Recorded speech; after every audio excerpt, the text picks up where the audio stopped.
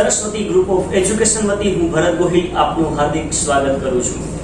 મિત્રો, આજે આપણે એવા ટોપિક વિશે અધ્યયન કરવા જઈ રહ્યા છીએ કે જો આપણે મનમાં સહજ એવો પ્રશ્ન થાય કે જોડણી છે ને ખોટી લખાઈ જશે તો? જી હા, પરંતુ વિદ્યાર્થી મિત્રો, આપણે જોડણીની જ્યારે વાત આવતા જ આપણના મનમાં એવું થતું હશે કે કોઈ જાદુની જો છડી જડી જાય અને જોડણી સાચી લખાઈ જાય તો કેવું સારું। પરંતુ વિદ્યાર્થી મિત્રો, જોડણી એ ખૂબ જ સરળ છે જો એના નિયમોને સમજી અને લખવામાં આવે તો। અને એની સાથે સાથે વિદ્યાર્થી મિત્રો, આંખોને વારંવાર એની ટેવ પાડવી પડે। તો વિદ્યાર્થી મિત્રો, સૌપ્રથમ આપણે જોડણી એટલે શું એના વિશે અધ્યયન કરીએ। જોડણી એટલે શબ્દ સાથે સ્વરનો યોગ્ય રીતે જોડવો। શબ્દ સાથે સ્વરને યોગ્ય રીતે જોડવો અને એ જ પ્રમાણે વ્યંજનોને વ્યંજન સાથે લખવા યોગ્ય રીતે જોડવા એટલે જોડણી। વિદ્યાર્થી મિત્રો, જોડણી એટલે શબ્દ સાથે સ્વરને યોગ્ય રીતે જોડવો અને એ જ પ્રમાણે વ્યંજનોને વ્યંજન સાથે લખવા યોગ્ય રીતે જોડવા એટલે જોડણી। વિદ્યાર્થી મિત્રો, બીજી વ્યાખ્યામાં જો આપણે કહીએ તો હું એવું માનું છું કે જોડણી એટલે લેખન પદ્ધતિ। જોડણી એટલે ભાષાના લેખિત સ્વરૂપમાં કયા શબ્દના લેખિત સ્વરૂપમાં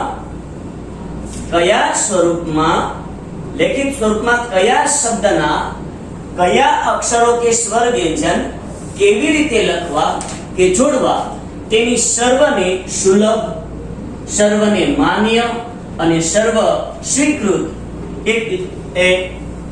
જોડણી। વિદ્યાર્થી મિત્રો, જોડણી એટલે લેખન પદ્ધતિ અને જોડણી એટલે કે ભાષાના લેખિત સ્વરૂપમાં કયા શબ્દના કયા અક્ષર કે સ્વર વ્યંજન કેવી રીતે લખવા કે જોડવા તેની સર્વસુલભ, સર્વમાન્ય અને સર્વને સ્વીકૃત એવી રીત એટલે જોડણી। વિદ્યાર્થી મિત્રો, જોડણીમાં બે બાબત સમજવી બહુ જરૂરી છે। એક તત્સમરૂપ શબ્દો અને તદ્ભવ શબ્દ। તો તત્સમ શબ્દો એટલે શું? તત્સમ શબ્દો એટલે શું કે સંસ્કૃતમાંથી મૂળ રૂપમાં ઉતરી આવેલા શબ્દો એટલે કે મૂળ ભાષાના શબ્દો એટલે તત્સમ શબ્દ। તત્સમ એટલે કે સંસ્કૃતનું મૂળ અને તત્સમ શબ્દો એટલે સંસ્કૃતમાંથી મૂળ સ્વરૂપમાં ઉતરી આવેલા શબ્દો જેને મૂળ ભાષાના શબ્દો કહી શકાય। અને તદ્ભવ શબ્દો એટલે તો સંસ્કૃતમાંથી ફેરફાર સાથે ઉતરી આવેલા શબ્દો એટલે તદ્ભવ શબ્દો। વિદ્યાર્થી મિત્રો, તમે સંસ્કૃતમાં હસ્ત શબ્દ નામ સાંભળ્યો છે, તો એવી રીતે એમાંથી તદ્ભવ જે શબ્દ બનેલો છે હાથ। ત્યારબાદ વિદ્યાર્થી મિત્રો, આપણે જોડણીના અન્ય નિયમો વિશે અધ્યયન। વિદ્યાર્થી મિત્રો, હવે આપણે તદ્ભવ શબ્દોની જોડણી જોઈએ। વિદ્યાર્થી મિત્રો, હવે તદ્ભવ શબ્દોની જોડણીમાં પહેલો છે ઉચ્ચારણગત। હવે ઉચ્ચારણગત એટલે શું કે ઉચ્ચારની દ્રષ્ટિએ જ્યારે તદ્ભવ શબ્દોમાં જે પહેલા ઉચ્ચારણગત જોડણી વિશે જોઈએ તો પહેલો નિયમ આપણે વિદ્યાર્થી મિત્રો એમાં જોઈએ કે શબ્દને અંતે આવતો ઈ દીર્ઘ હોય છે। શબ્દને અંતે આવતો ઈ દીર્ઘ હોય છે। તો વિદ્યાર્થી મિત્રો, તમને ખ્યાલ છે કે અહીંયા સખી શબ્દ લખ્યો છે તો એમાં જે ઈ આપેલો છે એ દીર્ઘ છે। અને તમે વિદ્યાર્થી મિત્રો ગીત પણ સાંભળ્યું હશે એઓ રે સખી મંગલ ગાવોરી. તો વિદ્યાર્થી મિત્રો, તો સખી શબ્દ છે તો એમાં જુઓ દીર્ઘ ઈ છે, પછી ઘંટી, તો એમાં ટી જે શબ્દ છે એમાં પણ દીર્ઘ ઈ છે. કીડી, વિદ્યાર્થી મિત્રો કીડી શબ્દ છે તો એમાં પણ દીર્ઘ ઈ આપેલો છે. શબ્દને અંતે ખાસ યાદ રાખશો મિત્રો, તદ્ભવ શબ્દોની જોડણીમાં ઉચ્ચારણ ગતમાં શબ્દને અંતે આવતો ઈ હંમેશા દીર્ઘ હોય છે. એવી રીતે શીશી, ગળી, ખાલી, ડાળી, મૂડી, દૂધી, સુખી, ઊંજી વગેરે. ત્યારબાદ મિત્રો આપણે સંસ્કૃતના તત્સમ શબ્દોની જે જોડણી જોઈએ.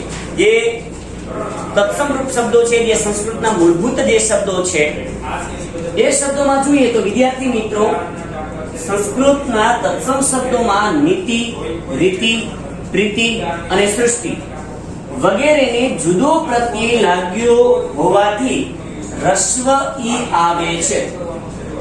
કારણ કે સંસ્કૃતના તત્સમ રૂપ શબ્દો છે માટે જુઓ તદ્ભવ શબ્દમાં દીર્ઘ ઈ આવતો હતો, જ્યારે અહીંયા રસ્વ ઈ થઈ ગયો છે. તમે જોઈ શકો છો વિદ્યાર્થી મિત્રો.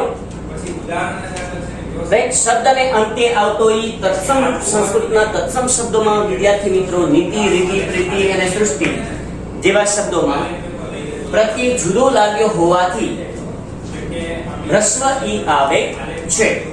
ત્યારબાદ વિદ્યાર્થી મિત્રો બીજો નિયમ જોઈએ તો ય અક્ષર પહેલા આવતો ઈ હંમેશા રસ્વ હોય છે. ય અક્ષર પહેલા આવતો ઈ, ય અક્ષર પહેલા આવતો જે ઈ છે એ હંમેશા રસ્વ હોય છે. તો પ્રિય, તો વિદ્યાર્થી મિત્રો તમે જોઈ શકો છો કે અહીંયા પ્રિય શબ્દ છે તો એની આગળ રસ્વ ઈ છે. દરિયો શબ્દ છે એમાં પણ રસ્વ ઈ છે. સાથીઓ, તો એમાં ય ની આગળનો જો થી રસ્વ ઈ છે. ઘડિયાળ એમાં પણ રસ્વ ઈ છે. વરિયાળી એમાં પણ રસ્વ ઈ છે. ખાસિયત, હોશિયાર, અઠવાડિયું વગેરે. તો વિદ્યાર્થી મિત્રો છે ને એકદમ સરળ. ય અક્ષર પહેલા આવતો ઈ હંમેશા રસ્વ હોય. હવે આપણે જે તદ્ભવ શબ્દોની જોડણીમાં અક્ષર એટલે કે શબ્દમાં સ્થાન, એમાં જે નિયમ છે આપણે એકાક્ષરી શબ્દ, એનો પહેલો નિયમ જ્યારે વિદ્યાર્થી મિત્રો જોઈએ તો સામાન્ય અનુસ્વાર વગરના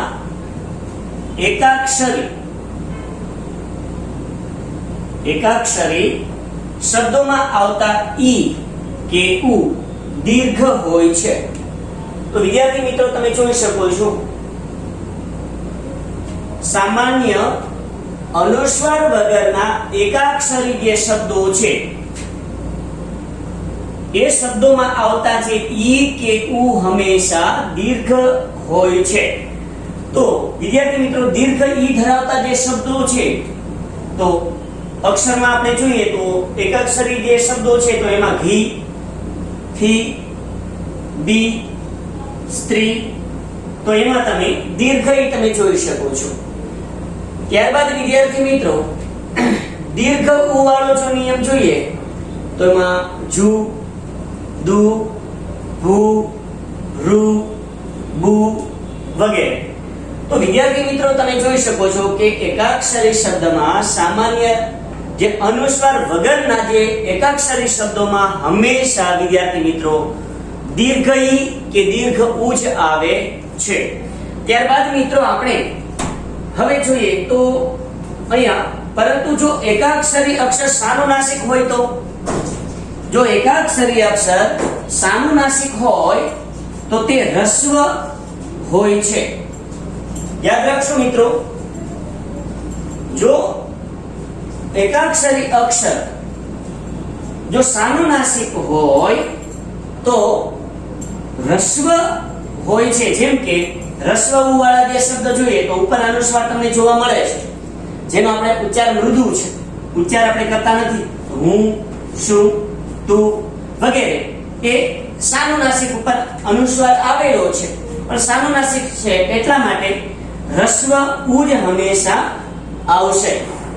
ત્યારબાદ વિદ્યાર્થી મિત્રો આપણે અન્ય નિયમ મિત્રો હવે આપણે બે અક્ષરના જે નિયમો છે જે તદ્ભવ શબ્દોની જે જોડણી છે બે અક્ષરના નિયમો વિશે અધ્યયન કરીએ તો સામાન્ય રીતે બે અક્ષરના શબ્દમાં પહેલો અક્ષર દીર્ઘ હોય છે. સામાન્ય રીતે બે અક્ષરના શબ્દમાં પહેલો અક્ષર દીર્ઘ હોય છે. તો દીર્ઘ ઈ ધરાવતા અને દીર્ઘ ઉ ધરાવતા જે શબ્દો છે તો ગીધમાં તમે જોઈ શકો છો મિત્રો તો પહેલો અક્ષર છે એ દીર્ઘ ઈ છે. ચીજ, જીત, ફીણ, મીણ, રીત, શીખ, શીરો, હીરો, છીણી અને ખીલી. તો વિદ્યાર્થી મિત્રો તમે જોઈ શકો છો કે સામાન્ય રીતે બે અક્ષરના શબ્દમાં પહેલો અક્ષર દીર્ઘ હોય છે. તો અહીંયા બધામાં દીર્ઘ ઈ આવેલી છે. ત્યારબાદ મિત્રો દીર્ઘ ઉ ધરાવતા ઉઠ, ઉડ, ઊન, કૂચ, ચૂનો, દૂધ. તો વિદ્યાર્થી મિત્રો તમે જોઈ શકો છો આમાં દીર્ઘ ઉ ધરાવતા શબ્દોમાં પહેલો અક્ષર જે છે જુઓ એ દીર્ઘ ઉ આપેલો છે. એટલે કે ઉડ, ઊન, કૂચ, ચૂનો, દૂધ, ધૂળ, ફૂલ, દૂર, બૂચ, જૂન અને ચૂલો. તો વિદ્યાર્થી મિત્રો બે અક્ષરમાં પહેલો અક્ષર હંમેશા પણ યાદ રાખવું વિદ્યાર્થી મિત્રો તદ્ભવ શબ્દો હોવા જોઈએ. ગુજરાતી ભાષામાં તદ્ભવ શબ્દોમાં બે અક્ષરમાં પહેલો અક્ષર હંમેશા દીર્ઘ ઈ અથવા તો દીર્ઘ ઉ જ હોય છે. હવે નોંધ જે અહીંયા એક આપવામાં આવેલી છે તો એક ખાસ સમજો વિદ્યાર્થી મિત્રો તત્સમ શબ્દ હોય તો જો વિદ્યાર્થી મિત્રો આદિ શબ્દ તમે જોઈ શકો છો તો એમાં દીર્ઘ શબ્દ આપેલો છે. ત્યારબાદ આમાં જો આ શબ્દ આપેલો છે અરસ્વ છે જ્યારે આ દીર્ઘ છે. તો ફારસી શબ્દમાં દિલ તો જુઓ રસ્વ ઈ આપેલો છે. અરબી શબ્દમાં તમે જુઓ રસ્વ ઉ આપેલો છે. તો દરેક તદ્ભવ શબ્દની જોડણી આખી અલગ હશે. ગુજરાતી ભાષાની જોડણી આખી અલગ હશે જ્યારે અન્ય ભાષાની જોડણી એ ગુજરાતી ભાષાની જોડણી કરતા અલગ હોઈ શકે. રાઈટ. તો વિદ્યાર્થી મિત્રો તમે તદ્ભવ શબ્દના નિયમ વિશે તમને ખ્યાલ આવી ગયો હશે. ત્યારબાદ તત્સમ શબ્દ તમે જોયો તો આદિ શબ્દમાં તમે જોઈ શકો છો વિદ્યાર્થી મિત્રો. ત્યારબાદ ફારસી શબ્દમાં જોઈએ તો દિલ શબ્દ રસ્વ ઈ લખાય છે. અરબી શબ્દમાં ગુનો રસ્વ ઉ લખાય છે. જ્યારે તદ્ભવ શબ્દમાં દીર્ઘ ઉ લખાય છે. ત્યારબાદ વિદ્યાર્થી મિત્રો આપણે અન્ય નિયમ વિશે અધ્યયન કરીએ. વિદ્યાર્થી મિત્રો હવે આપણે ત્રણ અક્ષરના નિયમો વિશે અધ્યયન કરીએ. વિદ્યાર્થી મિત્રો ત્રણ અક્ષરના જે નિયમો છે તો એમાં આપણે સામાન્ય રીતે જો પહેલો નિયમ જોઈએ ને તો સામાન્ય રીતે ત્રણ અક્ષરના શબ્દમાં બીજો અક્ષર દીર્ઘ હોય છે. જી હા વિદ્યાર્થી મિત્રો સામાન્ય રીતે ત્રણ અક્ષરના શબ્દમાં બીજો અક્ષર દીર્ઘ હોય છે અને પહેલો અક્ષર રસ્વ હોય છે. હવે વિદ્યાર્થી મિત્રો હંમેશા યાદ રાખજો કે ત્રણ અક્ષરના નિયમમાં પહેલો રસ્વ હોય તો બીજો દીર્ઘ હશે અને જો પહેલો રસ્વ હોય તો બીજો દીર્ઘ હોઈ શકે. તો ક્યારેય પણ ત્રણ અક્ષરના નિયમમાં બંને દીર્ઘ પહેલો અક્ષર અને બીજો અક્ષર દીર્ઘ નહીં હોય. આ નિયમમાં ખાસ ધ્યાન આપજો મિત્રો. તો સામાન્ય રીતે ત્રણ અક્ષરના શબ્દમાં બીજો અક્ષર દીર્ઘ હોય તો પહેલો અક્ષર હંમેશા રસ્વ હશે. પહેલો રસ્વ તો બીજો દીર્ઘ. ઓકે. તો અહીંયા જોઈએ આપણે ઈ વાળો જે નિયમ જોઈએ તો વિદ્યાર્થી મિત્રો ઇનામ. તો અહીંયા ઇનામ જે શબ્દ છે તો એમાં જુઓ ઈ જે રસ્વ ઈ છે તો બીજો આ જે દીર્ઘ બની ગયો છે. અહીંયા ઈરાદો એમાં પણ ઈ જે રસ્વ છે તો રમા આ સ્વર આવેલો છે તો આ એ દીર્ઘ છે. કિનારો તો એમાં પણ તમને ખબર છે કિનારામાં રસ્વ ઈ છે આ એ દીર્ઘ સ્વર છે. ત્યાર પછી તમે જોઈ શકો છો શિયાળામાં પણ રસ્વ ઈ છે પહેલો અક્ષર રસ્વ તો બીજો દીર્ઘ, પેલો રસ્વ વિશાખ, શિકાર, દિવેટ, દિવેલ, બિલાડી, સિસોટી. તો વિદ્યાર્થી મિત્રો તમને ખ્યાલ આવી ગયો હશે કે સામાન્ય રીતે 3 અક્ષરના શબ્દમાં બીજો અક્ષર જ્યારે દીર્ઘ હોય તો પહેલો હંમેશા રસ્વ જ આવે.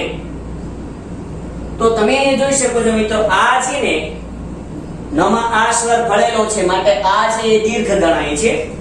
એવી રીતે ઈરાદો જે શબ્દ છે તો એમાં રમા આ સ્વર ભળેલો છે માટે એ દીર્ઘ ગણાય છે, તો પહેલો અક્ષર રસ્વઈ આવી ગયો. કિનારામાં જે છે નામાં અ સ્વર છે તો પણ અહીંયા રસ્વઈ છે, પહેલો રસ્વ તો બીજો દીર્ઘ થઈ ગયો. તો એમાં તમારે દરેક શબ્દ તમે જોઈ શકો છો, શિયાળ, વિદાય, વિશાખ, શિકાર, દિવેટ, દિવેલ, બિલાડી અને સિસોટી. વિદ્યાર્થી મિત્રો એવો બીજો નિયમ જોઈએ. આ ઈ વાળો આપણે નિયમ જોઈએ. હવે રસ્વ ઉ વાળો નિયમ જોઈએ. તો ઉદાહરણ શબ્દમાં જો ઉ છે એ રસ્વ છે તો બીજો દીર્ઘ છે, અહીંયા રસ્વ છે તો અહીંયા દીર્ઘ, રસ્વ દીર્ઘ. કુહાડી શબ્દ છે તો એમાં પણ તમે રસ્વ અને દીર્ઘ જોઈ શકો છો. અહીંયા ગુલામમાં રસ્વ અને અહીંયા દીર્ઘ સ્વર, રસ્વ દીર્ઘ. સુથાર, ધુમાડો, દુકાન, દુકાળ, ઉજાણી, ગુલામી, ધૂળેટી. તો વિદ્યાર્થી મિત્રો આમાં પણ એ જ નિયમ લાગુ પડે છે કે 3 અક્ષરના શબ્દમાં બીજો અક્ષર જ્યારે દીર્ઘ હોય તો પહેલો હંમેશા રસ્વ જ આવે છે. કાં રસ્વઈ કાં રસ્વઉ, જે અહીંયા આપણે તમે જોઈ શકો છો. પેલો નિયમ આપણે રસ્વઈ વાળો જોયો, બીજો નિયમ રસ્વઉ વાળો જોયો. ત્યારબાદ વિદ્યાર્થી મિત્રો ત્યારબાદનો જો નિયમ જોઈએ તો સામાન્ય રીતે 3 અક્ષરના શબ્દમાં બીજો અક્ષર જો રસ્વ હોય તો પહેલો અક્ષર હંમેશા દીર્ઘ હોય છે. તો વિદ્યાર્થી મિત્રો આપણે એ જોયું તો 3 અક્ષરના શબ્દમાં જો બીજો અક્ષર દીર્ઘ હોય તો પહેલો રસ્વ હતો. તો એવી રીતે વિદ્યાર્થી મિત્રો બીજો અક્ષર જો રસ્વ હોય તો પહેલો અક્ષર કેવો થઈ જશે? દીર્ઘ બની જશે. રાઈટ? તો ઈ છે વિદ્યાર્થી મિત્રો તમે જોઈ શકો છો કે પહેલો અક્ષર જ્યારે અહીંયા દીર્ઘ છે તો અહીંયા અ સ્વર છે, કિંમત શબ્દમાં મ માં અ સ્વર ભળેલો છે તો અ સ્વર છે એ રસ્વ છે. તો વિદ્યાર્થી મિત્રો પહેલો જે અક્ષર જે છે દીર્ઘ આવેલો છે. શીતળમાં પણ દીર્ઘ ઈ છે. ચીપીઓ તમે જોઈ શકો છો તો અહીંયા ચી શબ્દ જે આપેલો છે એમાં દીર્ઘ ઈ છે તો બીજા અક્ષરમાં રસ્વ ઈ આવી ગયો. ધીરજ, કીટલી, દીકરી, ચીકણું. વિદ્યાર્થી મિત્રો તો એ દીકરી જે શબ્દ છે, ચીકણું જે શબ્દ છે, કીટલી જે શબ્દ છે તો તમે એ જોઈ શકો છો વિદ્યાર્થી મિત્રો કે અહીંયા બીજો અક્ષર જે રસ્વ છે તો પહેલો દીર્ઘ બની ગયો. બધામાં તમે જોઈ શકો છો કિંમત, શીતળ, ચીપીઓ, ધીરજ, કીટલી, દીકરી, ચીકણું. તો 3 અક્ષરના શબ્દમાં હંમેશા વિદ્યાર્થી મિત્રો પહેલો અક્ષર જો દીર્ઘ હોય તો બીજો હંમેશા રસ્વ આવે છે. તો વિદ્યાર્થી મિત્રો આપણે દીર્ઘ ઈ વાળો છે નિયમ જોયો. હવે દીર્ઘ ઉ વાળો નિયમ જોઈએ. તો ઉપજ પહેલો અક્ષર જો ઉપજ જે છે તો ઉથલો, પૂનમ, સુરત, ઉધઈ, પુતળી, સુતળી, ઉજળું, ઉલટું અને દૂજણું, કૂતરું. તો વિદ્યાર્થી મિત્રો પહેલો અક્ષર જે છે દીર્ઘ છે બધામાં તો બીજો અક્ષર રસ્વ તમે જોઈ શકો છો. ત્યારબાદ જોઈએ વિદ્યાર્થી મિત્રો અન્ય નિયમ. 3 અક્ષરનો નિયમ તો વિદ્યાર્થી મિત્રો સરળ જ છે ને કે પહેલો અક્ષર જો રસ્વ હોય તો બીજો અક્ષર દીર્ઘ થાય અને પહેલો અક્ષર જો દીર્ઘ હોય તો બીજો અક્ષર રસ્વ બને છે. તો એવી જ રીતે વિદ્યાર્થી મિત્રો હવે ત્યાર પછીનો નિયમ જોઈએ તો 4 કે તેથી વધુ અક્ષરના 4 અક્ષર કે તેથી વધુ 4 કે તેથી વધુ અક્ષરના શબ્દમાં પહેલો અક્ષર રસ્વ હોય છે. 4 કે તેથી વધુ અક્ષર જ્યારે આવશે 4 કે તેથી વધુ અક્ષરના શબ્દમાં પહેલો અક્ષર હંમેશા કેવો આવશે? રસ્વ હોય છે. દાખલા તરીકે હિલચાલ તો 4 અક્ષરનો નિયમ છે તો પહેલો રસ્વ આવી ગયો. ભૂલામણી 4 અક્ષરનો નિયમ છે તો પહેલો રસ્વ આવી ગયો. ખિસકોલી 4 અક્ષરનો નિયમ છે તો ખીમાં રસ્વ ઈ છે. ત્યાર પછી કુતૂહલ. આ વિદ્યાર્થી મિત્રો જોડણી એ વારંવાર પૂછાય છે. તો કુતૂહલ જે શબ્દ છે તો 4 અક્ષરનો નિયમ છે પહેલો રસ્વ કીર્તારમાં પહેલો રસ્વ, કિફાયતી, સુવાવડ, પિચકારી અને નિસરણી. તો દરેક 4 કે તેથી વધુ અક્ષરના શબ્દમાં પહેલો અક્ષર હંમેશા રસ્વ આવે છે. તમે અહીંયા જોઈ શકો છો વિદ્યાર્થી મિત્રો, હિલચાલમાં હી, ગુલામણી, ખિસકોલી, કુતૂહલ, કીર્તાર, કિફાયતી, સુવાવડ, પિચકારી અને નિસરણી. ત્યારબાદ વિદ્યાર્થી મિત્રો આપણે અન્ય નિયમ. વિદ્યાર્થી મિત્રો હવે આપણે જોડાક્ષરના નિયમો વિશે અધ્યયન કરીએ. વિદ્યાર્થી મિત્રો જોડાક્ષરના જે નિયમો છે, જોડાક્ષરના નિયમોમાં સામાન્ય રીતે જોડાક્ષર પહેલાના ઈ અને ઉ એ રસ્વ હોય છે. જેમ કે અહીંયા ઈ જે રસ્વ ઈ છે, તો વિદ્યાર્થી મિત્રો જોડાક્ષર જે શબ્દ છે ને એની પહેલા હંમેશા રસ્વ ઈ આવે છે. દાખલા તરીકે કિસ્સો જે શબ્દ છે, તો અહીંયા જોડાક્ષર શબ્દ છે, સ સાથે સ જોડાયેલો છે, તો અહીંયા પણ કી રસ્વ ઈ છે. ચિઠ્ઠી, તો અહીંયા જોડાક્ષર છે, તો અહીંયા રસ્વ ઈ આવી ગયું. એવી રીતે જિલ્લો, ડિગ્રી, પિસ્તા, રિક્ષા. હવે જો મિત્રો રિક્ષા જે શબ્દ છે ને એ ખાસ સમજો, કારણ કે ક પ્લસ સ પ્લસ અ થી ક્ષ બનેલો છે. એટલે અહીંયા ક્ષા શબ્દ છે તો તમને ખ્યાલ આવી ગયો હશે, અહીંયા આ કરીએ એટલે ક્ષા થઈ જશે. તો રિક્ષા જે શબ્દ છે તો આ જોડાક્ષર ક પ્લસ સ પ્લસ અ થી ક્ષ બનેલો છે, માટે રિક્ષા. લિફ્ટ, ફ અને ટ જોડાયેલો છે, પહેલો અક્ષર હંમેશા રસ્વઈ જ આવે છે. મીન્સ રસ્વઈ અથવા તો રસ્વ ઉચ્ચ આવે. લિજ્જત, નિશ્વાસ અને 45 ની જોડણી ખાસ વિદ્યાર્થી મિત્રો આ મુજબ જ લખવી. ત્યારબાદ હવે જોઈએ વિદ્યાર્થી મિત્રો કે જોડાક્ષરની પહેલા હંમેશા રસ્વઈ અને રસ્વ ઉચ્ચ આવે. હવે આપણે ઈ વાળા નિયમો જોઈએ. તો હવે વિદ્યાર્થી મિત્રો આપણે રસ્વ ઉ વાળા નિયમો જોઈએ. તો ઉલ્લુ, તો એમાં ઉ, કુસ્તીમાં કુ, ગુસ્સો, ફુગ્ગો, મુઠ્ઠી, તુક્કો, શુદ્ધ, સુસ્તી, મુશ્કેલી, ઉજ્જડ, હુનર વગેરે જેવા શબ્દો છે. તો વિદ્યાર્થી મિત્રો તમે જોઈ શકો છો જોડાક્ષરની પહેલાનો અક્ષર એટલે કે પૂર્વેનો અક્ષર હંમેશા એ રસ્વઈ અથવા તો રસ્વ ઉચ્ચ હોય છે. હવે વિદ્યાર્થી મિત્રો નોંધ એક ખાસ તમને કહેવાનું છે કે સ્ત્રી છે, જિલ્લો, ડિગ્રી, લિફ્ટ, ગુસ્સો, ઉલ્લુ અને હુનર આ અન્ય ભાષાના જે શબ્દો છે છતાં પણ ગુજરાતી જોડણીના નિયમોને સમાંતર ની જેમ જ અન્ય ભાષાના જે શબ્દો ગુજરાતી ભાષાના જોડણીના નિયમોને સમાંતર જ લખાય છે, એટલે તમને યાદ રાખવા સરળ રહેશે. આ જે અન્ય ભાષાના જે શબ્દો છે છતાં પણ ગુજરાતી ભાષાના જોડણીના નિયમોને સમાંતર એમ જ લાગુ પડે છે, એની જેમ જ લખાય છે, માટે તમારે યાદ રાખવા ખૂબ જ સહેલા રહેશે.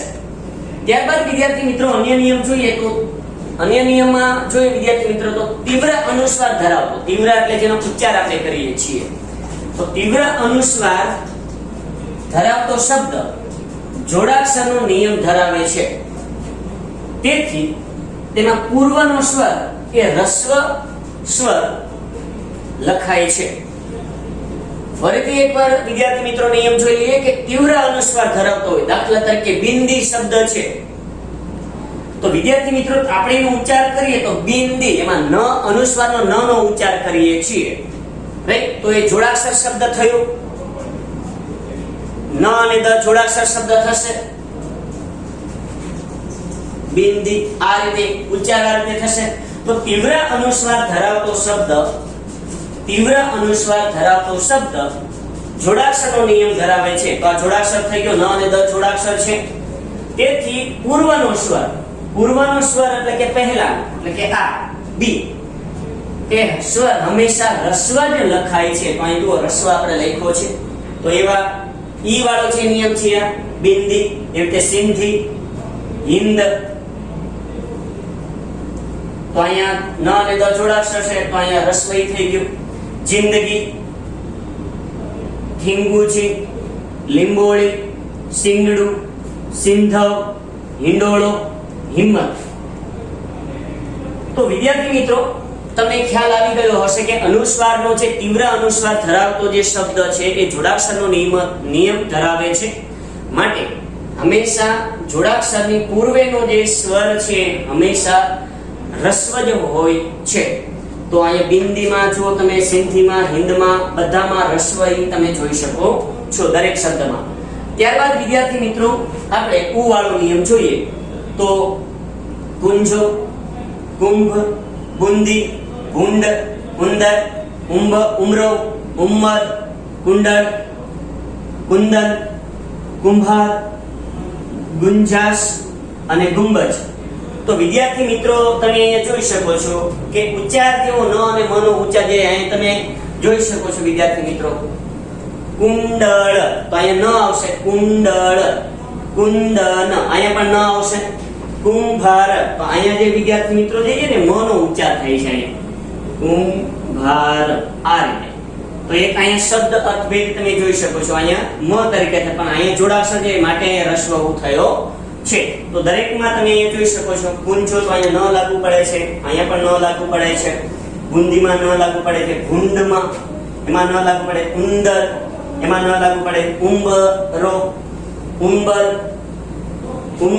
ઉમ્મર તો આમાં ન લાગુ પડે છે. તો વિદ્યાર્થી મિત્રો જે જોડાક્ષર જે શબ્દનો પહેલાનો સ્વર હંમેશા રસ્વ ઈ અથવા તો રસ્વ ઉ લખાય છે.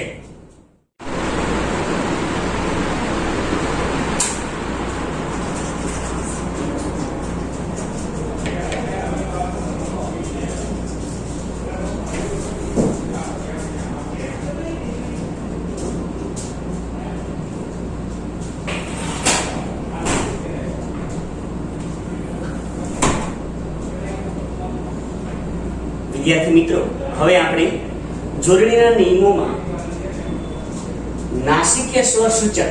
હવે વિદ્યાર્થી મિત્રો આપણે અનુનાસિક જે ઉચ્ચાર વધારે થતો હતો તો ત્યારે વિદ્યાર્થી મિત્રો આપણે રસ્વ ઈ કે રસ્વ ઉ આવતો હતો, પણ નાસિકીય સ્વર સૂચક અનુસ્વાર હોય જે નાસિકા દ્વારા અનુસ્વાર નાસિકીય સ્વર સૂચક અનુસ્વાર હોય ત્યારે એના ઉચ્ચારણને કોમળ ગણાવાય છે. તેની પહેલા આવતા ઈ કે ઉ દીર્ઘ હોય છે. તીવ્ર અનુસ્વાર વાળા જે શબ્દો હતા વિદ્યાર્થી મિત્રો એમાં રસ્વ આવતું હતું, જ્યારે અહીંયા કોમળ અનુસ્વાર આવશે જ્યારે જેના પર અનુસ્વાર લાગ્યો છે પણ કોમળ અનુસ્વાર જ્યારે આવશે તો એ ઈ કે ઉ હંમેશા દીર્ઘ હોય છે. તો દાખલા તરીકે છી ઈ સ્વર વાળા જોઈએ તો છી, પીછી, ભી, રીચ, ખીટી, વીટી, વીછી, રીંગણ, લીપણ, હિચકો અને પિંજરું. તો વિદ્યાર્થી મિત્રો તમે જોઈ શકો છો કે નાસિકીય સ્વર સૂચક જે નાસિકાની મદદથી જે સ્વર સૂચક જે છે તો એના પર જે અનુસ્વાર હોય ત્યારે એના ઉચ્ચારણ કોમળ ગણાવાય છે અને તેની પહેલા આવતા જે ઈ કે ઉ હંમેશા દીર્ઘ લખાય છે. તો તમે વિદ્યાર્થી મિત્રો જોઈ શકો છો. તો અહીંયા હિત જે શબ્દ છે, રીચ છે, ખીટી છે, વીટી છે, વીછી, રીંગણ, લીપણ, હિચકો, પિંજરું વગેરે શબ્દોમાં જે નાસિકીય સ્વર સૂચક અનુસ્વાર હોય ત્યારે ઉચ્ચારણને કોમળ ગણાવાય છે અને માટે તેની પહેલા આવતા જે ઈ કે ઉ હંમેશા દીર્ઘ ગણાય છે. તો અહીં તમે વિદ્યાર્થી મિત્રો તમે જોઈ શકો છો. એવી રીતે વિદ્યાર્થી મિત્રો આપણે ઉ વાળા નિયમ જોઈએ તો ઊંઘ, ઊંઘ, ખૂટ, ગુથ, ઘૂંટ, ટૂંક, હૂપ, સૂંઠ, ઉછળી, ઊંચું, ઊંધું, ઊંજી અને ઊંડી. તો વિદ્યાર્થી મિત્રો તમને ખ્યાલ આવી ગયો હશે. ત્યારબાદ મિત્રો આપણે જોઈએ તો ફરી એકવાર નિયમ રિપીટ કરું છું કે નાસિકીય સ્વર સૂચક અનુસ્વાર જ્યારે હોય ત્યારે એના ઉચ્ચારણને કોમળ હંમેશા ગણાવાય છે અને તેની પહેલા આવતા ઈ કે ઉ હંમેશા દીર્ઘ હોય છે. તો તમે જે ઈ કે ઉ માં જે દીર્ઘ ઈ કે દીર્ઘ ઉ તમે દરેક શબ્દમાં તમે જોઈ શકો છો. Thank you very much. ધન્યવાદ.